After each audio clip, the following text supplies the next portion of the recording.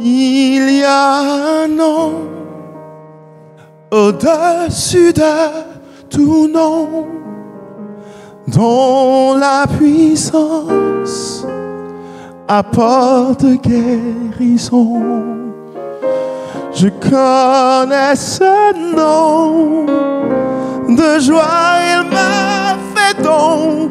Si je le chante, telle en est la raison. Encore une fois l'autre. Il y a un nom, il y a un nom au-dessus de tout nom. C'est le nom de Jésus, dont la puissance apporte guérison.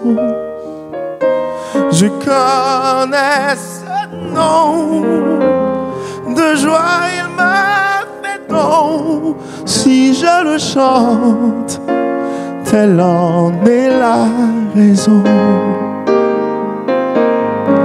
De la force dans le nom de Jésus, de l'espoir dans le nom de Jésus. Il y a de la puissance dans le nom de Jésus. Si je le chante, telle en est la raison. Il y a une parole pour toi. Sois guéri dans le nom de Jésus. Consolé par le nom de Jésus. Soulagé par le nom de Jésus. Si tu le crois, libéré tu seras. Alléluia.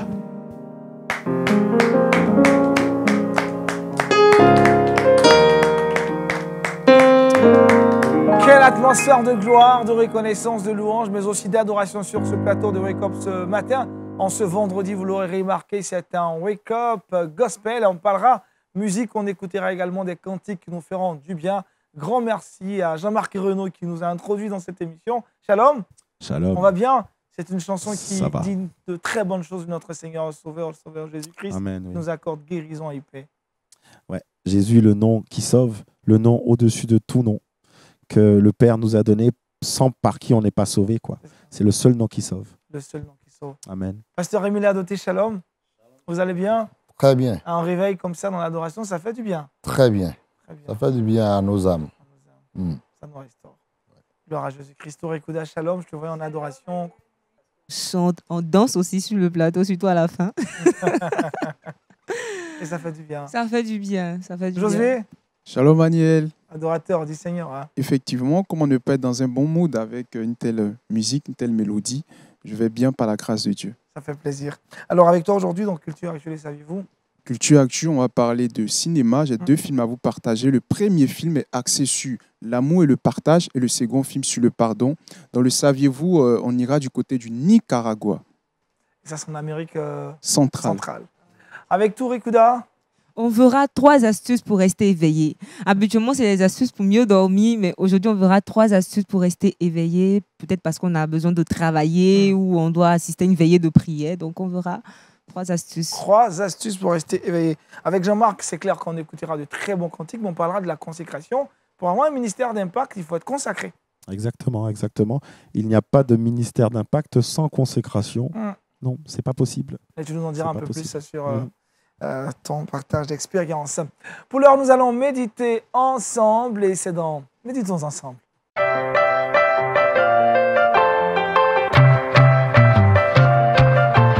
Avec le pasteur Émile Adoté du Bénin, le thème de l'exhortation de ce matin est le suivant: assieds-toi dans sa victoire. Oui, nous allons lire dans Psaume 110, le tout premier verset. Psaume 110, psaume de David, bien sûr, qui dit ce qui suit. Parole de l'Éternel à mon Seigneur. Assieds-toi à ma droite, jusqu'à ce que je fasse de tes ennemis ton marchepied. Ce même passage, nous allons le reprendre dans Matthieu chapitre 22. Et puis on va lire à partir du verset 41. Comme les pharisiens étaient assemblés, Jésus les interrogea en disant, « Que pensez-vous du Christ? De qui est-il fils? » Ils lui répondirent, « De David. » Et Jésus leur dit, « Comment donc David, animé par l'Esprit, l'appelle-t-il Seigneur, lorsqu'il dit, « Le Seigneur a dit à mon Seigneur, assieds-toi à ma droite, jusqu'à ce que je fasse de tes ennemis ton marchepied. » Que le Seigneur bénisse sa parole. Amen. Assieds-toi dans sa victoire. Vous savez, dans la vie chrétienne, elle n'est pas faite simplement des combats, c'est des batailles. Elle est également faite de victoires. Et dans cette victoire, nous ne combattons pas pour la remporter. Elle a été déjà remportée pour nous. Amen, amen. Nous sommes appelés à y marcher dans cette victoire-là. Et ce matin, je ne nous invite pas à marcher, mais à s'asseoir. Selon David, parole de l'Éternel à mon Seigneur, assieds-toi à ma droite. La position importe beaucoup et le lieu importe beaucoup. Assieds-toi à ma droite jusqu'à ce que je fasse de tes ennemis ton marchepied. Amen. Et puis, Jésus rencontra les pharisiens. Il va leur poser la question. Qu'est-ce que vous connaissez sur moi? On m'appelle qui? Ils ont dit, tu es Jésus, fils de Dieu. Et fils de David. Et là, Jésus dit, ah bon? Comment est-ce que... Alors, David, en parlant de moi, va dire que Dieu a demandé que son Seigneur s'asseye à côté de son Seigneur. Jusqu'à ce qu'il fasse de ses ennemis ses marchepieds. Parfois, dans la foi chrétienne, nous nous dérangeons trop à nous préoccuper des ennemis. Or, on n'en avait même pas besoin. Si nous sommes accaparés de la victoire du Seigneur, qui est cet ennemi-là? Mais il faut être à l'abri de l'ennemi. Et pour être à l'abri de l'ennemi, il faut s'asseoir dans la victoire du Seigneur. Et là se trouve le Seigneur lui-même. Si lui, il a vaincu nos ennemis. Amen. Et que nous sommes assis à son ombre plutôt, est-ce que c'est l'ennemi qui viendra nous taper à nous? Regardez un petit enfant, quand il cherche de querelle, on le poursuit. Il court, il voit son papa là, ici. Il vient s'attacher à son papa. Il attend que l'ennemi s'approche, parce que là, il est en sécurité. Nous sommes plus que vainqueurs. Amen. Et Jésus dit, comment donc David, animé par l'Esprit, l'appelle-t-il Seigneur? Lorsqu'il dit, le Seigneur dit à mon Seigneur, assieds-toi à ma droite, jusqu'à ce que je fasse de tes ennemis ton marchepied. Quelle est votre position actuelle dans le combat? Il y a plusieurs positions. Mais ta position déterminera ta victoire. Vous savez, il y a des positions debout. Et dans un combat, on peut être debout. Et quand vous êtes debout, vous êtes toujours en combat. En combat, au front. On peut être aussi à genoux. Vous êtes toujours en combat. On peut s'accroupir. Vous êtes toujours en combat. On peut se coucher. Vous êtes toujours en combat. Mais quand on est assis, c'est qu'on a fini de combattre. Yes. On s'assied. Et c'est pourquoi il est dit ici, mon Seigneur a dit à mon Seigneur, après le combat, de venir s'asseoir à ma droite. pour voir comment je vais régler le problème de ses adversaires. Amen. Amen. Amen. Et puis, Jésus l'a concrétisé. Et quand nous voyons ce que l'apôtre Paul nous dit, quand il s'adressait aux Éphésiens, il a dit, il a déployé en Christ, en le ressuscitant des morts et en le faisant asseoir à sa droite dans les lieux célestes. Au-delà de toute domination, de toute autorité, de toute puissance et de toute dignité et de tout nom qui se peut nommer, non seulement dans ce siècle présent, mais encore dans le siècle à venir. Alléluia. Amen. Il a tout mis sous ses pieds. Amen. Et il l'a donné pour chef suprême à l'Église, qui est son corps, la plénitude de celui qui remplit tout en tous. Regardez, on nous dit toute domination se retrouve sous ses pieds. Toute autorité sur cette terre ou dans les cieux ou sous la terre se retrouve sous ses pieds. Amen. Et toute domination, toute puissance et toute dignité. Et ensuite, tout nom qui se peut nommer, non seulement dans ce siècle présent, mais encore dans le siècle à venir. Amen. Cela veut dire que la victoire, c'est pour le passé, le présent et le futur. Amen. Amen. Et dans Éphésiens 2, le verset 6, il nous a ressuscités ensemble. Et nous a fait asseoir ensemble dans les lieux célestes. En Jésus-Christ. C'est notre position actuelle. Nous sommes sur cette terre, mais on est à la fois au ciel. C'est ça. Assis à la droite du Père. Dans la victoire du Père.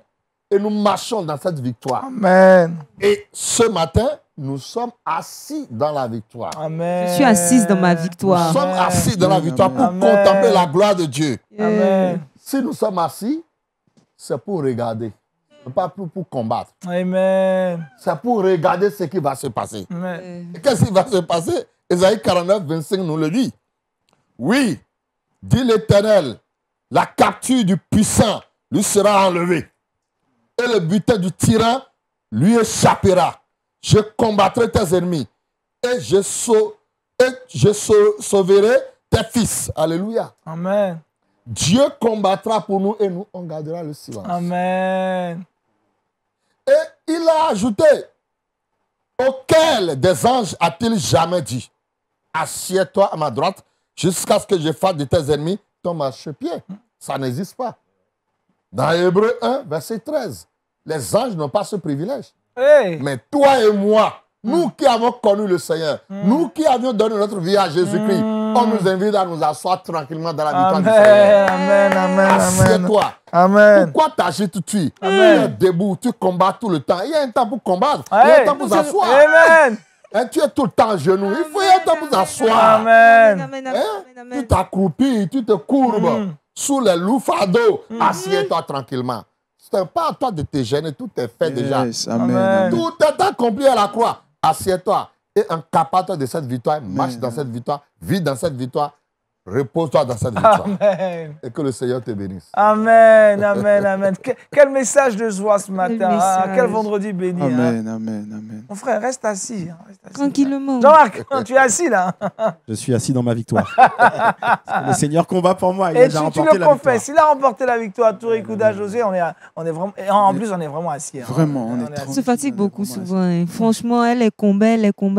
Là. On a compris qu'on doit se calmer un peu. C'est ça, le Seigneur a déjà tout géré. Il a dit à la croix, tout est accompli. Ça veut dire que tout a été réglé par son sang. Donc nous sommes... Pasteur, comment avoir cette pleine confiance-là de rester assis? Parce que parfois, le chrétien voit le combat partout. Un petit truc combat, un petit truc combat. Que votre cœur ne se trouble point. Oh, Croyez en Dieu et croyez en moi. Vous voyez, c'est très important. Même dans tout ce que nous faisons, il faut du repos. Il faut du repos. Parce que si nous avons peur, si nous sommes agités, si nous sommes anxiétés et on se tracasse de gauche à droite, ça n'ajoutera rien à notre vie. Par la Bible, pas vos inquiétudes. Vous ne pourrez même pas ajouter une petite coudée de vie à votre existence. Alors pourquoi s'agiter quand nous sommes avec quelqu'un qui est au-dessus de tout, qui a toute la capacité? Nous sommes dans cette chair et il arrive qu'on s'agite. Vous voyez les disciples sur l'eau avec Jésus. Jésus était présent, mais il s'agitait. La première chose qu'il devrait faire, c'est d'aller vers lui. Le gars est là. Il est là dedans. Ce n'est pas qu'ils étaient seuls. Mais ils l'ont laissé d'abord pour aller exercer de quoi ils sont capables. C'est après ils reviennent en début pour dire, allons l'appeler. Et quand il s'est réveillé, il est intervenu. Donc, ce qui nous arrive souvent, c'est qu'on devrait faire en premier lieu, on ne le fait pas. Quand la chose arrive là, on doit aller vers lui. Et il va nous dire, petit, assieds-toi à côté. Pas ton affaire. Laisse-moi gérer. Wow, merci beaucoup, pasteur. Vous allez vraiment bénir cette journée. Priez que Dieu nous aide à rester vraiment assis dans sa victoire. Seigneur, nous avons bien sûr beaucoup d'agitation. Les flots balancent notre pirogue parfois. Et le vent impétueux se déchaîne sur notre chemin. Et parfois, nous sommes abandonnés à nous-mêmes. On a ce sentiment. Or, tu es toujours à nos côtés. La chose qu'il nous fallait faire, c'est d'aller simplement te faire confiance, t'interpeller face à la situation. Et souvent, nous sommes agités, nous sommes debout, nous courons, nous nous couchons et nous crions. Mais ce matin, tu nous exhortes de venir nous asseoir tranquillement dans ta victoire. Tu as tout accompli pour nous. C'est pourquoi je prie pour ton peuple, de loin comme de près, tous ceux-là qui ont entendu ta parole ce matin et qui sont troublés, agités et qui ne savent quoi faire, vole à leur secours au nom de Jésus. Amen. Et déchire le voile de leurs yeux et fais-leur comprendre que tu as tout accompli pour leur vie et que toute domination, toute principauté, toute force et tout nom qui se donne sur cette terre, qui se nomme dans les cieux, sur la terre, sous la terre, Seigneur, se trouve sous tes pieds. Amen. Et donne-nous la capacité de croire à cette réalité et de pouvoir la vivre pour la seule gloire de ton nom. Au nom de Jésus, nous avons ainsi prié. Amen. Amen. Merci encore au pasteur Émilie Adoté ce matin. Je rappelle le thème de l'exhortation, assieds-toi dans sa victoire. Parlons maintenant culture chrétienne avec Josué Dioba dans Culture Actu.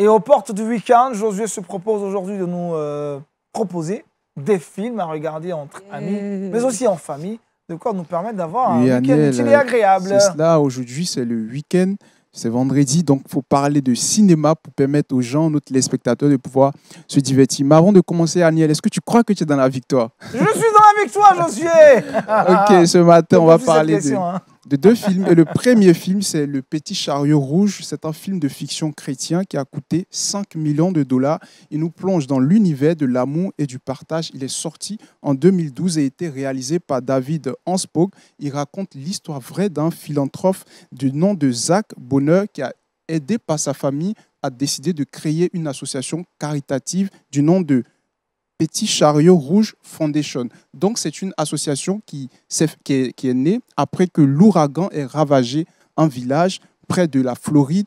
Et il est venu donc au travers de cette association pour aider ces personnes-là qui étaient sans abri, qui n'avaient pas de nourriture, qui n'avaient pas de fourniture et bien d'autres. Ainsi, il a rappelé la parole de Dieu qui nous dit dans la Bible, aimez-vous les uns les autres. Pour dire que quand tu as quelque chose, tu peux aussi partager avec ton prochain. Il a manifesté l'amour et c'est ce qui a attiré mon attention. Donc, il va commencer son travail de bénévole en collectant de la nourriture, des fournitures pour les enfants survivants de l'ouragan avec pour seul objectif d'aider ces sans-abri. Suivons ensemble un extrait de ce film.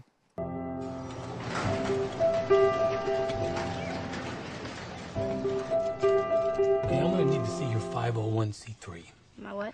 You want to establish a tax-free exempt status, you have to apply like everyone else.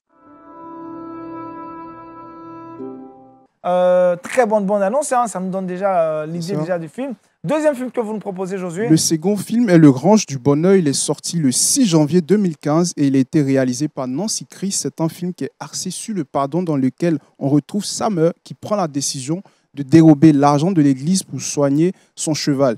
Donc, à la suite de cela, elle va se sentir très rejetée.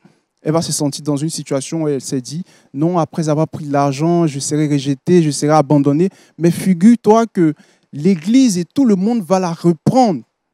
En lieu place du rejet, on a vu une communauté qui va l'accepter et qui va lui pardonner. C'est vraiment un signe grand, car elle a découvert pour la première fois une communauté où les gens se soucient d'elle. Wow, Où les gens se soucient d'elle. Elle a découvert une communauté qui se soucie d'elle. À la place du rejet et de l'abandon, elle a senti l'amour. Et c'est à cela que Dieu nous appelle. Suivons ensemble un extrait de ce film.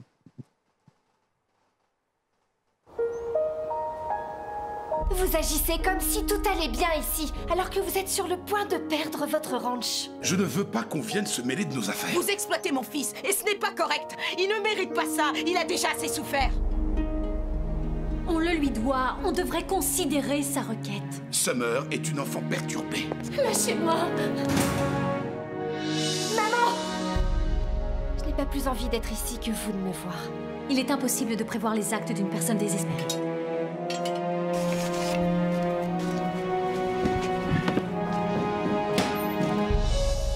Je n'ai jamais cherché la voie de la facilité, ni comme mon père, et encore moins comme... Dites-le! T'es devenue une pro? Qu'est-ce qu'il y a? Ça lui fait vraiment mal. Est-ce que Bella va aller mieux? J'espère. Je ne voudrais pas que vous preniez la mauvaise décision. Qu'est-ce que je dois faire? Je n'ai pas fait ça. Pourquoi personne ne veut m'écouter? Kent, je sais à quel point vous êtes sous pression. Attention à la tête.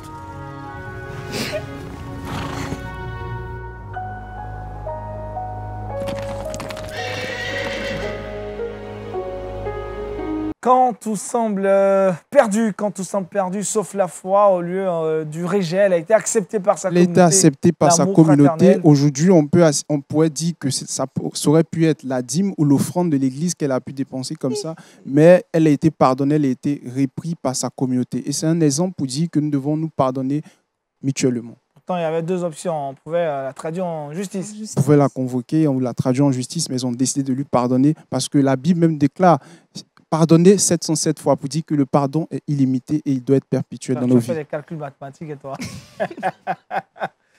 Jean-Marc Reynaud sur ces deux films que Josué nous propose pour ce week-end. Un mot? Un mot sur le film qu'on vient de sur voir. le film qu'on vient de voir, l'extrait, le pardon. Oui, enfin, la parole de Dieu nous dit que le pardon, c'est une puissance qui libère. C'est vrai qu'on accorde notre pardon, pas spécialement à l'autre, pour la libérer, mais pour se libérer soi. Et en même temps, on la libère. On la libère. On la libère. Donc, c'est les deux qui en profitent. C'est les deux qui en profitent. Pasteur Émile? Il n'y a pas à discuter. Il n'y a pas à discuter. On n'a pas de choix. Si Dieu nous a pardonné, on l'a mérité où? Hey! Il nous a pardonné. Et il a déclaré que nous sommes devenus justes par sa mort à la croix. Et maintenant, peu importe l'acte. Voler la dîme, les offrandes, malgré tout, il faut pardonner à la personne. il ne faut pas le faire volontairement. Mais si ça arrive, on doit pardonner.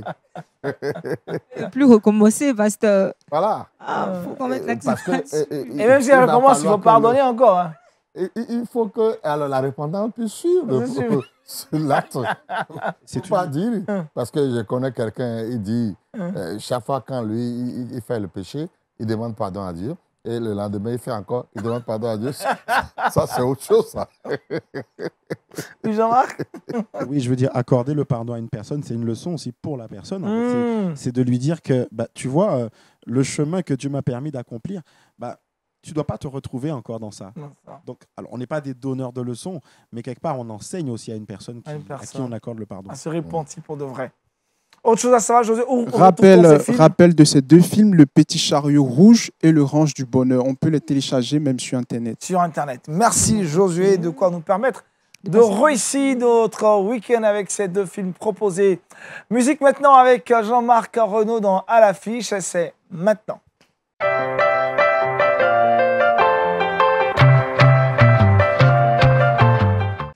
Avec Jean-Marc Guenot, je rappelle, à auteur, interprète, chante avec nous aujourd'hui et il nous propose déjà un cantique avant qu'on s'entretienne avec lui sur la question de la consécration.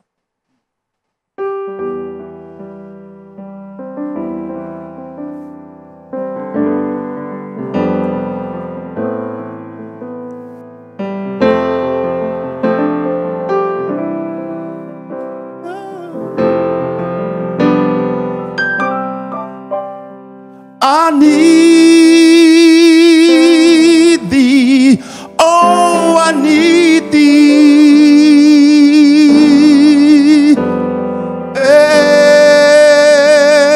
Every hour I need thee.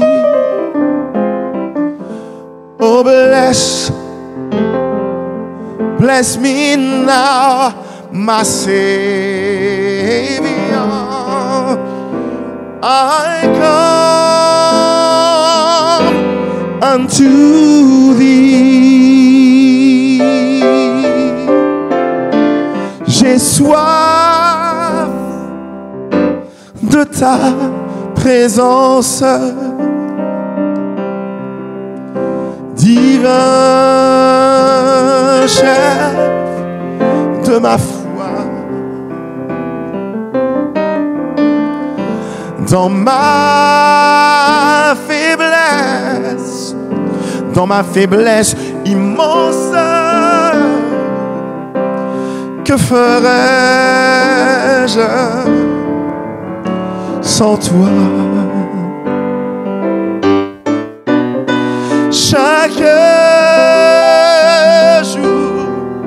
Chaque jour à chaque heure,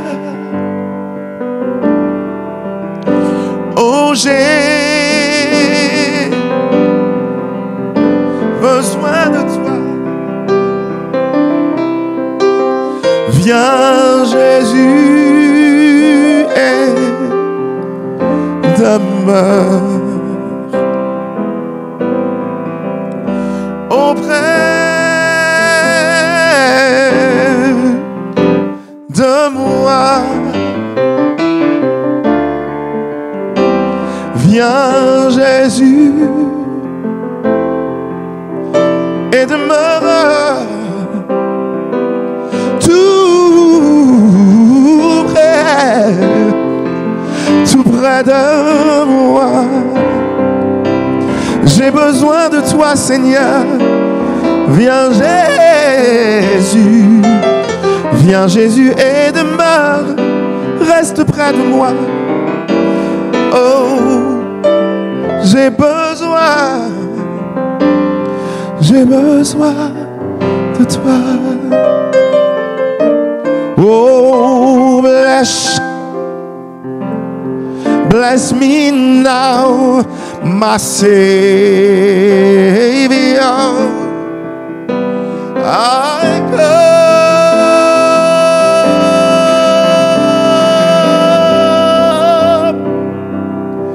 unto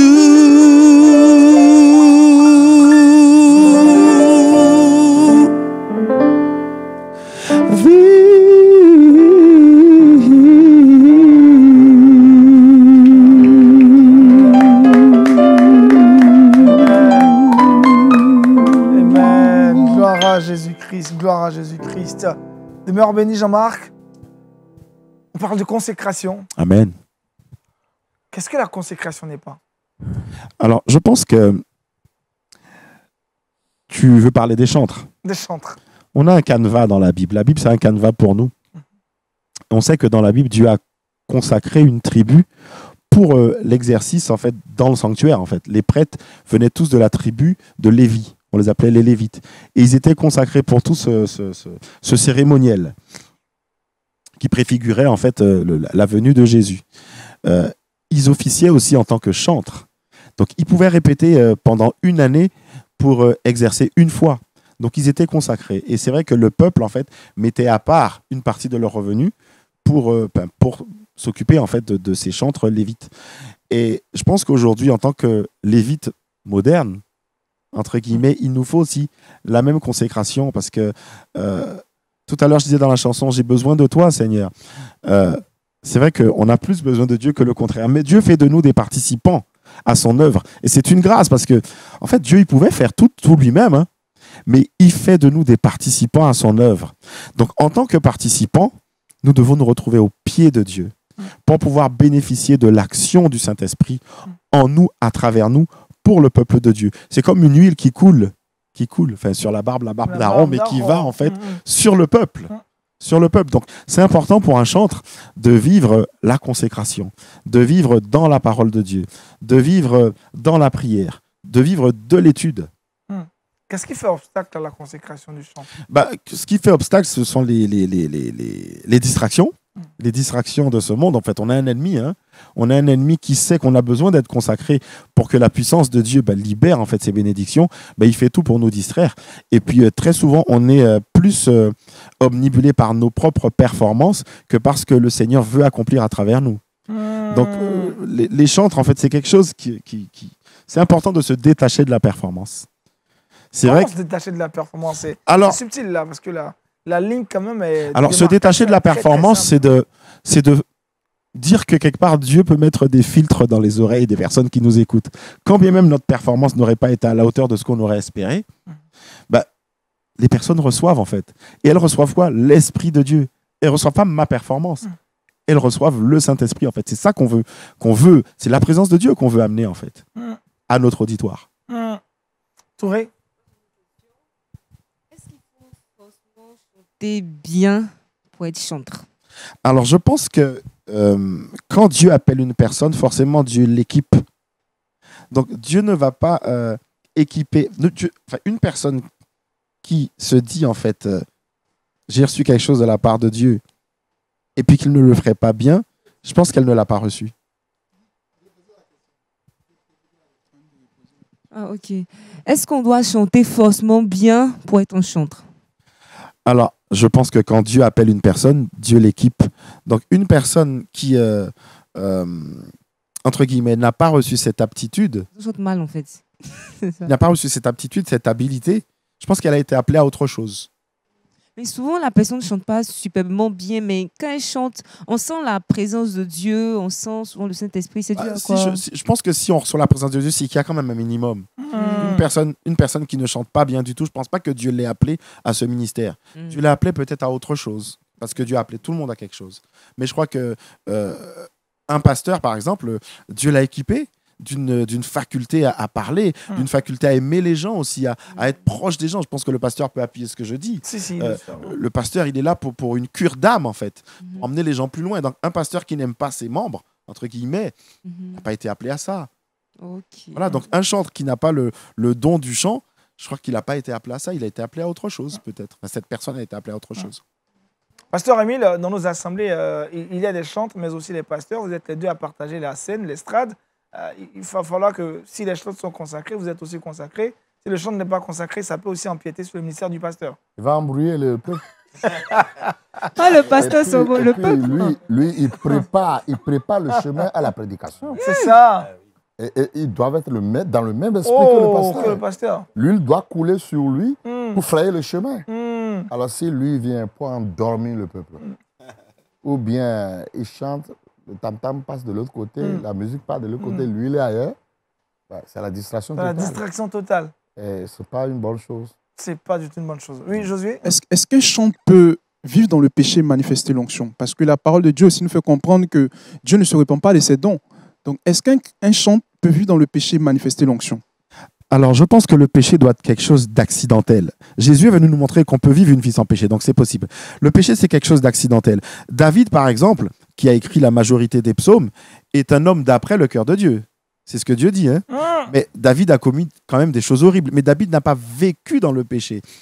Le péché de David est à chaque fois accidentel.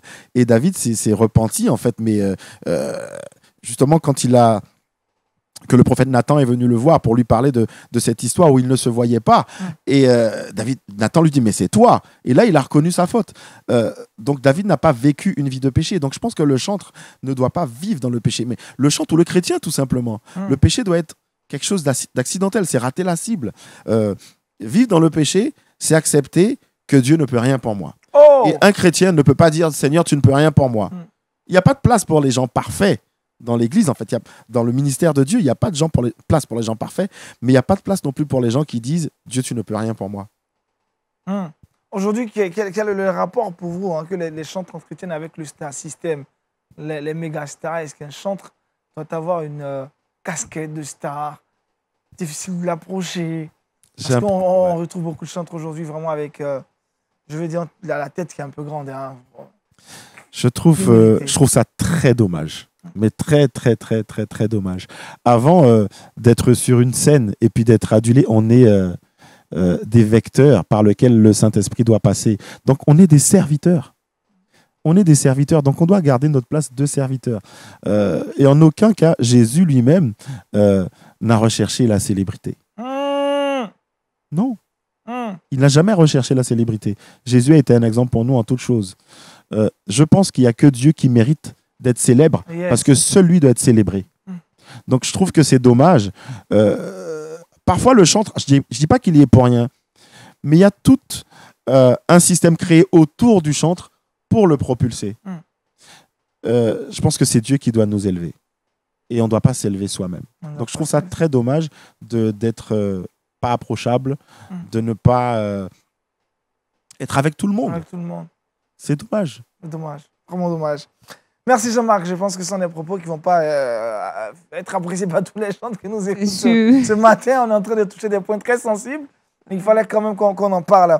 On va retrouver sur ce maintenant Touré Kouda dans le Trickbox.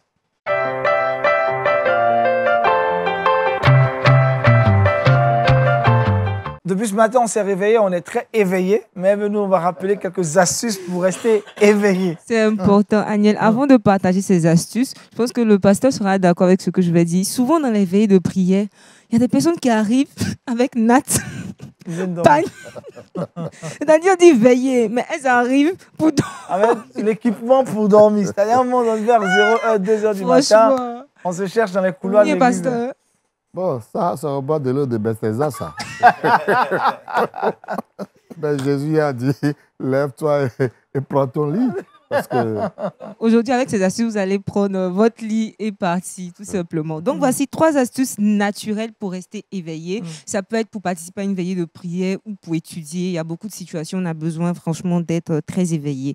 Première chose à faire, il faut manger du chocolat noir. Oui.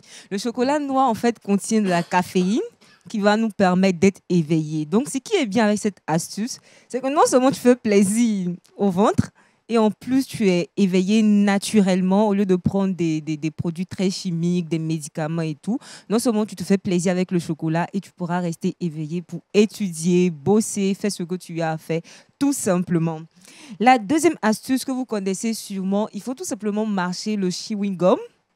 Ou sucer une pastille, en fait, ça envoie des informations au cerveau qui, lui, se met à travailler. Lorsque vous marchez cet élément-là ou sucez une pastille, votre corps est en mouvement, votre cerveau également est en mouvement et vous n'allez pas vous endormir, tout simplement. Vous n'allez pas somnoler, tout simplement. Et la troisième astuce, il s'agit tout simplement de boire de l'eau glacée. Donc, boire de l'eau glacée permet au corps d'être dans une certaine température qui vous permet aussi d'être éveillé. Donc, en plus de l'eau glacée, toute la nuit, il faut également vous hydrater. Plus vous hydratez, plus vous êtes éveillé et vous allez souvent aller aussi aux toilettes. Ça vous permet aussi de ne pas dormir. De ne pas dormir. Donc, voici ces 3 astuces que je partage pour rester éveillé, tout simplement. Qu'est-ce que vous faites quand vous êtes fatigué, vous avez des prédications pour ne pas somnoler à la chair? Parce qu'on a vu certaines vidéos, le pasteur somnolait à la chair avant la prédication. Oui, il vaut mieux qu'il reste au bureau quand il sera prêt pour prêcher. Quand le temps de la prédication arrive, il sort pour prêcher. Mais ça, c'est pas bien parce qu'il est en train d'enseigner au peuple de commencer à dormir. Parce que c'est quoi votre secret à vous, votre astuce? Pour rester éveillé pendant le culte. Écoutez, il faut, quand vous avez un service, vous devez alors faire une programmation de votre temps. Ah oui. Il y a un temps de repos. Il y a un temps pour toutes choses. Si vous êtes trop fatigué et que vous arrivez là, il vaut mieux vous retirer au bureau. Pour attendre après la chorale, vous venez carrément prêcher. Parce qu'il y a le pasteur qui s'asseye, qui ouvre la bouche, qui dort, et la tête est comme ça. Bon, les fidèles, ça distrait. C'est pas une bonne chose.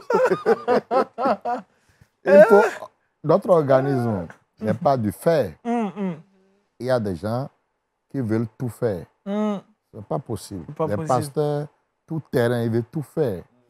Mais Jésus, même, quand même, dans la bague, là, il a fermé les yeux. Jésus même s'est répondu. Pourquoi on veut le dépasser? Jésus a dormi dans la bague. Jésus même dormait. Il se mettait bien. Hein? Jésus a dormi dans la bague. Il a dormi. Quand même, il s'est reposé. Jésus s'est reposé. Nous, là, on veut le dépasser. On ne veut pas se reposer. Et si on ne sait pas faire, on va mourir avant le temps. Hein? C'est ça. Oui, Dieu nous donne une longévité. Si vous gérez mal votre corps, vous allez partir tôt. Et commencez pas à aller l'aider là-bas en attendant. Merci, Pasteur Touré. Merci pour ces astuces pour rester éveillé. Avec Josué Dioba, on part au Nicaragua. C'est certainement dans le saviez-vous et c'est maintenant.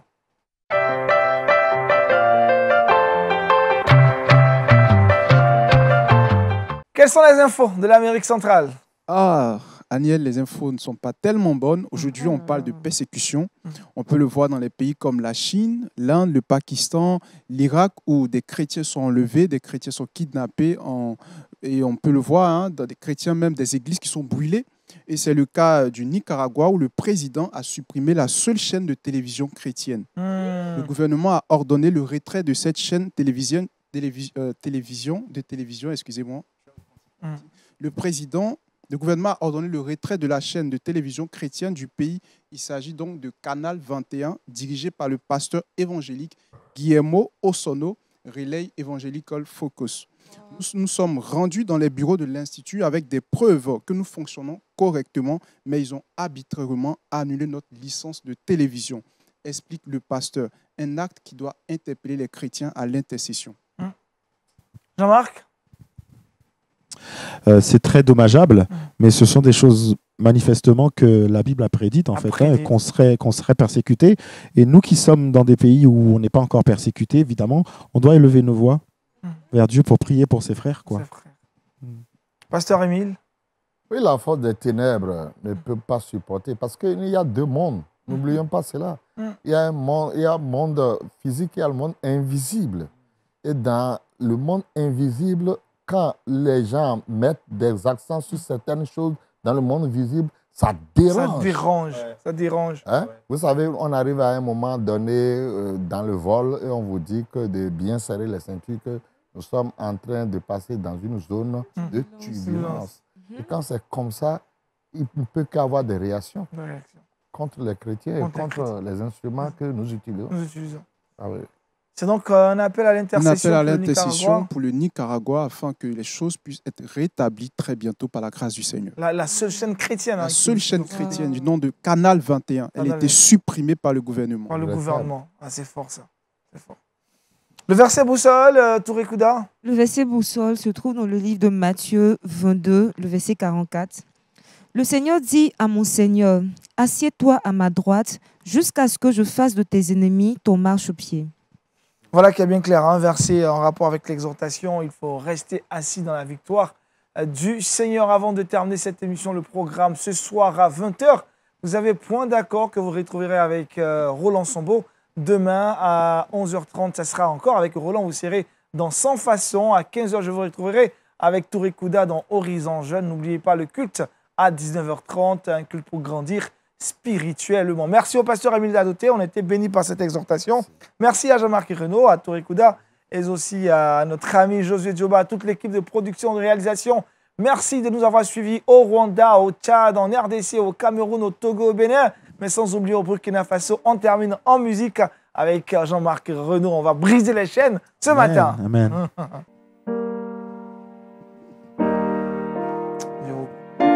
Alléluia.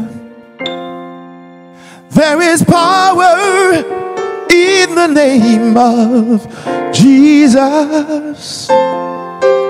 There is power in the name of Jesus to break every chains, break every chains, break every chains. To break every chains, break every chains, break every chains. la puissance dans le nom de Jésus. De la force